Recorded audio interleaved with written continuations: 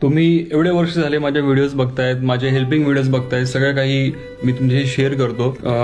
कुठल्या यूट्यूबरची वगैरे काय कॉन्ट्रोवर्सी होते वगैरे अशा पद्धतीने मी कधीच व्ह्यूज गेन केले नाही. म्हणजे त्यांच्या व्हिडिओ बनवून वगैरे का ट्रेंडिंगमध्ये आहे म्हणून यांचं शॉर्ट घ्या व्हिडिओमध्ये आणि आपले चॅनल अजून बूस्ट करा, तर मी असं कधीच केलं नाही. मी फक्त माझं काम करत आलो आहे.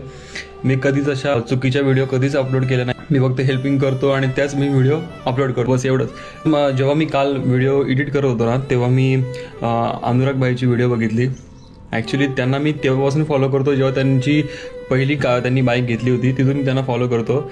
आणि ते तर आता नंबर 1 मोटर ब्लॉगर होते आपले इंडियाचे. आम्ही जेवढे पण रायडर आहेत महाराष्ट्रातले त्यांना तर फॉलो करतच होतो. मला पण प्रश्न पडला होता की एवढे दिवस झाले त्यांच्या चॅनलवरती व्हिडिओज नव्हते, म्हणजे जवळजवळ 7 महिने झाले असतील त्यांनी कुठलीच व्हिडिओ पोस्ट नव्हती केली. जर मला तरी काय वाटायचं काहीतरी मोठा प्रोजेक्ट करत असतील किंवा काहीतरी वेगळं, म्हणजे ते एवढे टॉपचे यूट्यूबरमध्ये होते की त्यांच्याकडे अशी कुठली कार किंवा कुठली बाईक नव्हती की त्यांच्या घराच्या बाहेर नाही आहे. तुम्हाला मी स्क्रीनवर दाखवतो त्यांच्याकडे सगळ्या प्रकारच्या बाईक आणि सगळ्या प्रकारच्या कार, खूपच लक्झरियस कार वगैरे त्यांच्याकडे होत्या.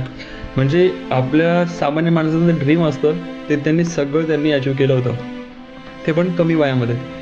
पण म्हणतात ना आपलेच घरातले आपले दुश्मन होतात, तर तसं त्यांच्याबद्दल पण झालं. तर त्याच्यामुळे तो एवढा तुटून गेला ना, त्याने लास्ट व्हिडिओ टाकली 2 तासाची. लोक बोलायला लागले व्ह्यूजसाठी करतोय वगैरे, पण असं काय नव्हतं. नंतर त्याने ती व्हिडिओ पण डिलीट करून टाकली. लोक त्याला अशा वेळेत पण त्याला सपोर्ट करत नव्हते. माझ्याकडून तर सपोर्ट आहेच बाईला.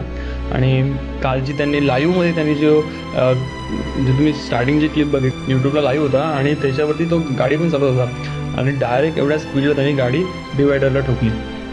गाडीचा पूर्ण चोरा झाला आहे आणि एकदम वाईट परिस्थिती होती. म्हणजे एवढ्या स्पीडला माणूस वाचत पण नाही, पण तो वाचला आहे. लोकांनी खूप त्याच्यावर प्रेम केलं, त्यामुळे तो आज वाचला आहे. मी एक महाराष्ट्राचा मोटो ब्लॉगर म्हणून मी एवढंच बोलेल की अनुराग भाई, आप जैसे राइडर हमें रोड पे चाहिए, ना कि अस्पताल में.